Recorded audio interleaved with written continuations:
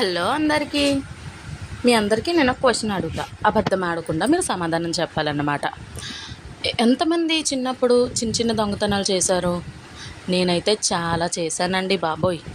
నేను శ్రీకాకుళంలో టీపీఎం స్కూల్లో చదువుకునేదాన్ని.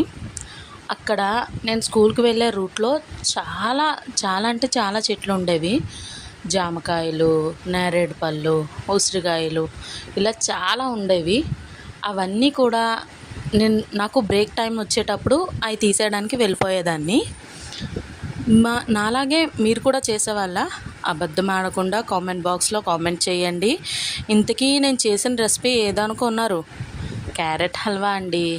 ఎంతైనా డాడ్స్ లిటిల్ ప్రిన్సెస్ కదా మనం. కొన్ని అలానే జరుగుతాయి.